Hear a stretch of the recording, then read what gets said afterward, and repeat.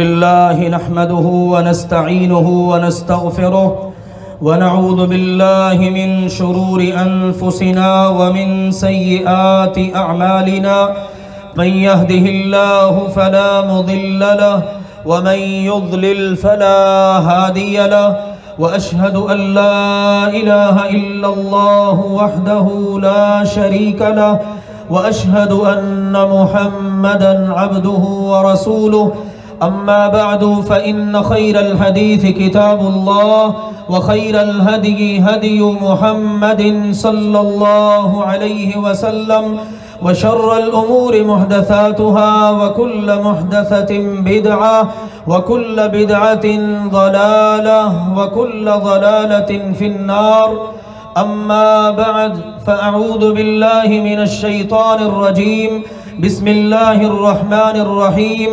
يا أيها الذين آمنوا اتقوا الله حق تقاته ولا تموتن إلا وأنتم مسلمون يا أيها الناس اتقوا ربكم الذي خلقكم من نفس واحدة وخلق منها زوجها وبث منهما رجالا كثيرا ونساء واتقوا الله الذي تساءلون به والأرحام إن الله كان عليكم رقيبا يا أيها الذين آمنوا اتقوا الله وقولوا قولا سديدا يصلح لكم أعمالكم ويغفر لكم ذنوبكم ومن يطع الله ورسوله فقد فاز فوزا عظيما أما بعد فأعوذ بالله من الشيطان الرجيم فصل لربك وانحر وقال تعالى لن ينال الله لحومها ولا دماؤها ولكن يناله التقوى منكم وقال تعالى إنما يتقبل الله من المتقين اللہ تعالیٰ کا فرمان ہے فَصَلِّ لِرَبِّكَ وَانْحَرْ اپنے رب کے لیے نماز پڑھیے اور قربانی کیجئے اور ہمارے پیارے رب سبحانہ وتعالی ہی کا فرمان ہے لَن يَنَالَ اللَّهَ لُحُومُهَا وَلَا دِمَاؤُهَا اللہ تعالیٰ کے ہاں قربانیوں کے جانوروں کے نہ خون پہنچتے ہیں نہ گوشت وَلَكِنْ يَنَالُهُ التَّقْوَى مِنْكُمْ لیکن اللہ کے ہاں تو تمہارے دلوں کا تقوی پہنچتا ہے اور ایک اور مقام پر ہمارے پیارے رب سبحانہ وتعالی کا فرمان ہے انما يتقبل اللہ من المتقین یقیناً اللہ تعالی ہر عمل تقوی والوں کا ہی قبول کرتا ہے۔ پیارے بھائیوں اور محترم بزرگوں، تشریف لانے والی اسلامی روحانی ماؤں اور بہنوں، آج اللہ کے فضل و کرم سے اس کھلے میدان میں نیلے آسمان کی چھت تلے ہم سب جمع ہیں اور موقع ہے عید الاضحیٰ کا، قربانیوں والی عید۔ اس موقع پر مسلمان سنت ابراہیم علیہ السلام اور سنت محمد کریم علی صاحبہا السلام اس کو زندہ کرتے ہوئے قربانیاں اپنے رب کی بارگاہ میں پیش کرتے ہیں۔ آئیے ذرا چند باتوں پر غور کیجئے۔ سب سے بڑا پیغام ان قربانیوں کے اندر اور ہمارے ان اعمال کے اندر ہم سب کی اصلاح کا ہے، ہم سب کی اصلاح کا۔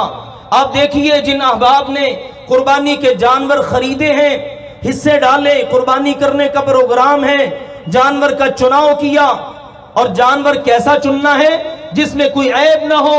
کیوں ہمارے نبی پاک صلی اللہ علیہ وسلم نے بتا دیا اگر جانور میں عیب ہوا تو وہ قربانی میں نہیں لگے گا۔ آئیے ذرا میں اور آپ ہم اپنے آپ کو دیکھیں، جو چیز میرے آپ کے پاس رہنی ہے، گوشت وہ ہم نے کھانا ہے، خون نے بہہ جانا ہے، ہم اس کے اوپر کتنی توجہ دیتے ہیں۔ بڑا اچھا جانور ہو، بہترین ہو، اس میں کوئی عیب نہ ہو، اور جو مجھ سے آپ سے اللہ کے ہاں پہنچنا ہے اس پر ہماری کتنی توجہ ہے۔ یہ بہت اہم سوال ہے۔ آج میں اور آپ الحمدللہ ذوق شوق کے ساتھ قربانیاں کرتے ہیں، اللہ اس شوق میں مزید برکت عطا فرمائے، لیکن اللہ کے لیے رکیے، ایک منٹ کے لیے غور کیجئے۔ ہم بے جان جانور کے گلے پر اللہ کا حکم سمجھتے ہوئے چھری چلاتے ہیں، اور اس کو ذبح کر کے اس کا گوشت تناول کرتے ہیں، لیکن اللہ کے لیے چھری پھیرنے سے پہلے رکیے، اس موقع پر کیا پڑھنا ہے؟ ان صلاتی ونسکی ومحیای ومماتی للہ رب العالمین، جس اللہ کے لیے جانور ذبح کر رہا ہوں، میں ذبح کرنے والا، میری نماز، میری قربانی، میری بدنی عبادتیں، میری زبانی عبادتیں، میری مالی عبادتیں، بلکہ میری زندگی اور میری موت بھی اسی اللہ کے لیے ہے جس کے لیے اس جانور کو ذبح کرنے لگا ہوں۔ یہ ہے میرے عزیزو پیغام۔ آئیے آج جہاں ہم نے جانور ذبح کرنے ہیں، جانوروں پر نظر دوڑانی ہے، بہت محبت ہو جاتی ہے چند دنوں میں، کبھی جھانک کے ہم سب اپنے دل پر بھی ایک نظر ڈالیں، کیونکہ ہمارے رب نے فرمایا لَن يَنَالَ اللَّهَ لُحُومُهَا وَلَا دِمَاؤُهَا، یہ گوشت اور یہ خون اللہ کے یہاں نہیں پہنچے گا۔ اللہ جی آپ کو کیا مطلوب ہے؟ فرمایا وَلَكِنْ يَنَالُهُ التَّقْوَى مِنْكُمْ، تمہاری نگاہ جانور پر ہے اور تمہارے خالق و مالک کی نگاہ تمہارے دل پر ہے، کیونکہ دل میں تقوی ہوگا تو اسی کا ظاہر پر اثر ہوگا۔ اگر دل میں تقوی ہے اسی کی بنیاد پہ اللہ عملوں کو قبول کرے گا۔ تو آؤ میرے پیارے بھائیوں، محترم بزرگوں، تشریف لانے والی اسلامی روحانی ماں اور بہنوں، قربانی سے پہلے تقوی کا سبق اللہ کے لیے ضرور یاد کر لیجئے، اور اسی کی بنیاد پر ہم سب کی اصلاح ہوگی۔ تقوی کیا ہے؟ خلی الذنوب صغیرہا وکبیرہا ذاک التقی۔ آپ نے جانور میں چھوٹا سا عیب دیکھا، فوراً اہل علم سے رابطہ کیا، جناب جانور خریدنا چاہتا ہوں، اس میں یہ عیب ہے، لگ جائے گا؟ میں یہ پیغام اور میسج دینا چاہتا ہوں، ہم ذرا اپنی زندگیوں پر نظر دوڑائیں، چھوٹے عیوب، بڑے عیوب، ہمارے اندر ہر طرح کے عیوب موجود ہوں، تو میرے پیارے بھائیوں ہمیں سوچنا تو چاہیے کم از کم کہ کہیں ایسا نہ ہو میرے کسی عیب کی وجہ سے میرا اللہ میری قربانی ریجیکٹ نہ کر دے۔ آج کیا ہمارے معاشرے میں شرک والا عیب موجود نہیں؟ خلاف سنت زندگی گزارنے والا عیب موجود نہیں؟ میں اپنے بھائیوں سے عرض کروں، کیا آج مسلمان مردوں کے اندر شلوار ٹخنوں سے رکھنے کا عیب موجود نہیں؟ داڑھیوں کو کٹوانے اور منڈوانے کا عیب موجود نہیں؟ عورتوں کے ساتھ مشابہت اختیار کرنے کا عیب موجود نہیں؟ کیا خواتین کے اندر بے پردگی کا عیب موجود نہیں؟ کیا ہم سب بیٹھے ہیں، ہم میں جھوٹ بولنے کا عیب موجود نہیں؟ غیبت کا عیب موجود نہیں؟ کس عیب کا ذکر کیا جائے؟ آج 2 نمبر طریقے سے مال کمانے اور خرچ کرنے کا عیب موجود نہیں؟ کہ آج ہمارے بازار، ہماری مارکیٹیں، ہماری ایک ایک جگہ رشوت، سود، 2 نمبری ان سب سے بھری ہوئی نہیں؟ کیا مسلمان کو دھوکہ دینے کا عیب ہم میں موجود نہیں؟ کیا اسی طرح سے رشتوں میں دراڑیں ڈالنے اور یہ سارے معاملات کرنے کا عیب موجود نہیں؟ کیا آج ہمارے مسلمانوں میں حسد کی وجہ سے جادو اور اس طرح کے خوفناک کفریہ کام کرنے کا عیب موجود نہیں؟ اللہ کے لیے اصلاح کیجئے، اللہ کے لیے اصلاح کیجئے۔ ڈر تو یہ لگتا ہے کہیں ایسا نہ ہو قیامت کے دن یہ بے زبان کہ جب اللہ ہر چیز کو بلوائے گا، انتقن اللہ الذی انتق کل شیء، قیامت کے دن اللہ ہر چیز کو بلوا لے گا۔ ایسا نہ ہو آج تو یہ جانور ہماری چھری تلے دم دے جائے، کل قیامت کے دن اللہ کی عدالت میں ہمارے خلاف کھڑا ہو، اللہ اس نے میرا انتخاب تو بے عیب کر لیا تھا، ذرا اس سے تو پوچھئے کتنا بے عیب تھا۔ آئیے ہم سب اس بات پر غور کریں، تفصیل کا وقت نہیں ہوتا، میں ہر عید کے موقع پر بس بنیادی میسج دیتا ہوں میرے عزیزوں۔ اس وقت پیغام یہی ہے، تقوی پر غور کیجئے اور اپنی زندگی عیوب سے پاک کر کے اللہ کے لیے اپنی اصلاح کر لیجئے۔ آخری بات، قربانی ابراہیم علیہ السلام نے کی، خواب میں کس کو دیکھا؟